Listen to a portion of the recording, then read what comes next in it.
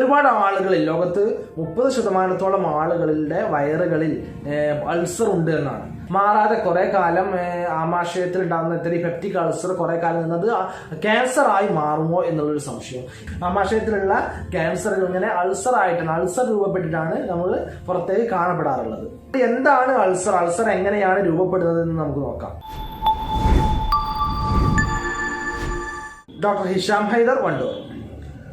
Peptic ulcer, നമ്മുടെ വയറിൽ കാണപ്പെടുന്ന അൾസർ, ഇത് എങ്ങനെയാണ് ഉണ്ടാകുന്നത്, ഇതിന്റെ പ്രതിവിധികൾ എന്തൊക്കെയാണ്, നമുക്ക് വീട്ടിൽ നിന്ന് ചെയ്യാൻ കഴിയുന്ന കാര്യങ്ങൾ എന്തൊക്കെ, ട്രീറ്റ്മെന്റ് എന്തൊക്കെ എന്നാണ് ഇന്നത്തെ വീഡിയോയിൽ ചർച്ച ചെയ്യാൻ ഉദ്ദേശിക്കുന്നത്.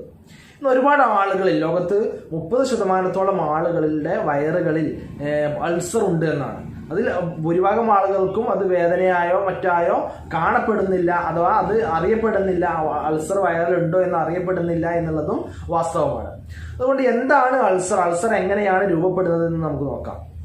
നമ്മുടെ വയറിന്റെ ഭിത്തി അഥവാ മ്യൂക്കോസൽ ലെയർ, മ്യൂക്കോസൽ ലെയറിൽ ഉണ്ടാകുന്ന എന്തെങ്കിലും ഇൻഫെക്ഷൻ കാരണം അത് ആ വയറിൽ ചെറിയ വിള്ളലുകൾ ഉണ്ടാവുകയും അതിനെയാണ് അൾസർ എന്ന് പറയുന്നത്. അത് നമ്മുടെ അൾസർ പല സ്ഥലങ്ങളിലും കാണപ്പെടാറുണ്ട്. വായ, അതുപോലെ നമ്മുടെ ആമാശയത്തിൽ, ചെറുകുടലിൽ, വൻകുടലിൽ എവിടെയും അൾസർ കാണപ്പെടാം. നമ്മുടെ ആമാശയത്തിൽ കാണപ്പെടുന്ന ഈ പെപ്റ്റിക് അൾസർ കൂടുതലായിട്ടും അതിന് കാരണമാകുന്നത് ഏറ്റവും പ്രധാനമായി കൊണ്ട് ബാക്ടീരിയൽ ഇൻഫെക്ഷൻ ആണ്, അഥവാ എച്ച് പൈലോറി എന്ന് പറയുന്ന ഒരു തരത്തിലുള്ള ബാക്ടീരിയൽ ഇൻഫെക്ഷൻ ആണ് ഇതിന് പ്രധാനമായിട്ടും കാരണമാകുന്നത്. അത് കുറെ കാലമായി നമ്മുടെ മ്യൂക്കോസൽ ലെയറിൽ ഉണ്ടാവുകയും മ്യൂക്കോസൽ ഭിത്തിക്ക് അത് കേടുപാടുകൾ ഉണ്ടാക്കുകയും ചെയ്യുന്നു. അതുപോലെ തന്നെ മറ്റൊരു പ്രധാനമായിട്ടുള്ള കാരണം എന്ന് പറയുന്നത് കൂടുതൽ കാലമായിട്ട് വേദന സംഹാരികൾ, പെയിൻ കില്ലേഴ്സ്, മുട്ടുവേദന, ഊരവേദനകൾക്ക് ഉപയോഗിക്കുന്ന ഇബുപ്രോഫെൻ, ഡൈക്ലോഫിനാക്ക് പോലെയുള്ള മരുന്നുകൾ കാലാകാലമായി കുറെ കാലമായി ഉപയോഗിക്കുന്ന ആളുകൾക്ക് ഇതിൽ വയറിൽ അൾസർ ഉണ്ടാവാൻ സാധ്യതയുണ്ട്. അതുപോലെ തന്നെ ഹൃദ്രോഗികളായിട്ടുള്ള ആളുകൾ ഉപയോഗിക്കുന്ന എക്കോസ്പിരിൻ പോലെയുള്ള മരുന്നുകൾ, അതുപോലെ തന്നെ സ്റ്റിറോയിഡ് അടങ്ങിയിട്ടുള്ള മരുന്നുകൾ സ്ഥിരമായിട്ട് ഉപയോഗിക്കുന്ന ആളുകൾക്കൊക്കെ ഇത്തരത്തിൽ വയറിൽ പുണ്ണ് അഥവാ വയറിൽ അൾസർ ഉണ്ടാവാനുള്ള സാധ്യത ഏറെയാണ്. അതുപോലെ തന്നെ മറ്റു പ്രധാനമായിട്ടുള്ള കാരണമാണ് പുകവലി, മദ്യപാനം, മറ്റു ലഹരികളുടെ ഉപയോഗം. ഇതെല്ലാം അൾസറിന് വളരെയധികം പ്രധാനമായിട്ടുള്ള ഒരു കാരണം തന്നെയാണ്.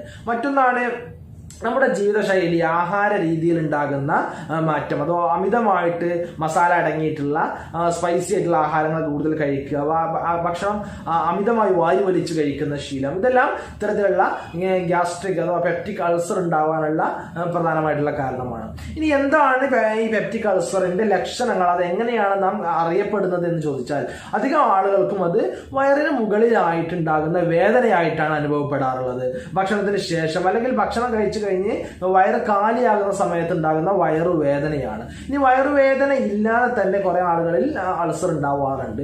ഈ വേദന ഇല്ലാതെ ചില ആളുകൾ കാണപ്പെടാറുള്ളത് വയറിന് എരിച്ചിലും പുകച്ചിലും, അല്ലെങ്കിൽ ഭക്ഷണം കഴിച്ചതിന് ശേഷം ബ്ലോട്ടിങ് അഥവാ വയറ് നന്നായിട്ട് വീർത്ത ഒരു വയറ് വീർത്തു വരുന്ന ഒരു സെൻസേഷൻ ഒക്കെ നമുക്ക് അനുഭവപ്പെടാറുണ്ട്.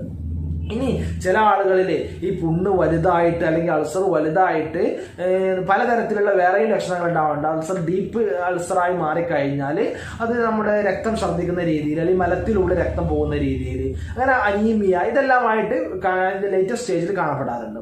ഇനി എങ്ങനെയാണ് ഈ പെപ്റ്റിക് അൾസർ കണ്ടെത്തുക, എങ്ങനെയാണ് ഇതിനെ നമ്മൾ മനസ്സിലാക്കുക എന്ന് ചോദിച്ചാൽ അന്ന് ആദ്യമായിട്ട് നമുക്ക് എച്ച് പൈലോറിയുടെ സാന്നിധ്യം ഉണ്ടോ എന്ന് മനസ്സിലാക്കുന്നതിന് വേണ്ടി എച്ച് പൈലോറിന്റെ ബ്ലഡ് ടെസ്റ്റ് നമ്മൾ ചെയ്യും.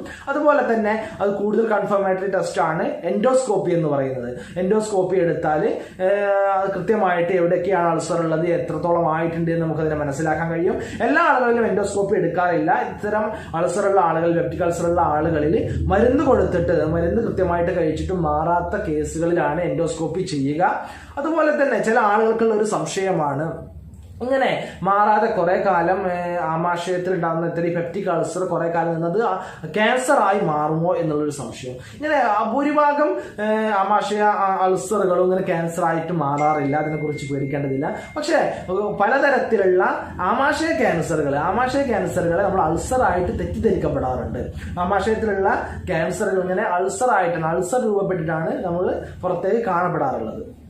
അതുകൊണ്ട് തന്നെ ഇതിന് നമ്മൾ കൃത്യമായിട്ട് ശ്രദ്ധിക്കേണ്ട കാര്യം എന്ന് പറയുന്നത്, അഥവാ ആമാശയ അൾസറുള്ള ആളുകൾ, ഈ ഗ്യാസ്ട്രിക് അൾസർ, പെപ്റ്റിക് അൾസറുള്ള ആളുകൾ കൂടുതലായിട്ട് ശ്രദ്ധിക്കേണ്ട കാര്യങ്ങൾ എന്ന് പറയുന്നത്, ഏറ്റവും പ്രധാനമായിട്ട് ഭക്ഷണത്തിന് ശേഷം എല്ലാ ദിവസവും ഈ പ്രോബയോട്ടിക്സ് ആയിട്ടുള്ളവ, അഥവാ തൈര്, മോര് പോലെയുള്ളവ കഴിക്കുക. ദഹനം എളുപ്പമാക്കുന്നതിനും ഇത്തരത്തിലുള്ള ബാക്ടീരിയകൾ അവിടെ ഉണ്ടാകുമ്പോൾ അതിനെ എതിർത്ത് നിൽക്കുന്നതിന് വേണ്ടി സഹായിക്കും. അതുപോലെ തന്നെ ഭക്ഷണത്തിന് മുമ്പായിട്ട് ഒരു അരമണിക്കൂർ മുമ്പ്, എല്ലാ ദിവസവും ഭക്ഷണം കഴിക്കുന്നതിന് മുമ്പായിട്ട് ഒരു 2-3 നുള്ളു മഞ്ഞൾ പൊടി എടുത്ത് കഴിക്കുന്നത് വളരെയധികം നല്ലതാണ്. ഈ മഞ്ഞൾ പൊടിയിലുള്ള കുർക്കുമിൻ ഇതിന് വളരെയധികം ഗ്യാസ്ട്രിക് ഈ അൾസറിനെ ഇല്ലാതാക്കാൻ സഹായിക്കും.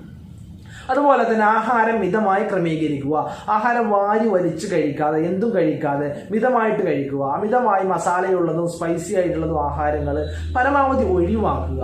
അതുപോലെ തന്നെ ഭക്ഷണത്തിന്റെ കൂടെ കൂടുതലായിട്ട് സലാഡ്സ് കഴിക്കുക. അതുപോലെ ഒരു ദിവസം ഏറ്റവും ചുരുങ്ങിയത് 2.5 ലിറ്റർ വെള്ളമെങ്കിലും നമ്മൾ കഴിക്കുന്നുണ്ട് എന്ന് ഉറപ്പാക്കുക.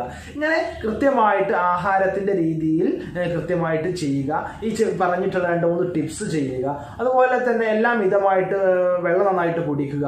അതോടുകൂടെ എല്ലാ ദിവസവും വ്യായാമം ചെയ്യുക. ഇങ്ങനെ കൃത്യമായിട്ട് മുന്നോട്ട് പോയാൽ നമ്മുടെ എല്ലാ അൾസറിനെയും നമുക്ക് നിയന്ത്രിക്കാൻ കഴിയും. ഇനി അൾസറിനെ, ഇത്തരം പെപ്റ്റിക് അൾസർ പൂർണ്ണമായിട്ട് മാറ്റുന്നതിന് വേണ്ടിയുള്ള ചികിത്സ ഇന്ന് ലഭ്യമാണ്. ഹോമിയോപ്പതിയിൽ തക്കതായ മരുന്നുകളുണ്ട്. ആർക്കും പേടിക്കാൻ ഇല്ലാത്തത് തന്നെ വളരെ ഈസി ആയിട്ട് നമുക്ക് മാറ്റാൻ കഴിയുന്ന ഒരുപാട് ചികിത്സ ഹോമിയോപ്പതിയിലുണ്ട്. നിങ്ങൾക്ക് അടുത്തുള്ള ഹോമിയോപ്പതി ഡോക്ടറെ കാണുകയും അതിന് തക്കതായ ചികിത്സ എടുക്കുകയും ചെയ്യുക. ഈ ചികിത്സ ആവശ്യമുള്ളവർക്ക് ഹോമിയോപ്പതി ഡോക്ടേഴ്സിനെ, നല്ല ക്വാളിഫൈഡ് ആയിട്ടുള്ള ഹോമിയോപ്പതി ഡോക്ടേഴ്സിനെ കാണുക, ചികിത്സിക്കുക.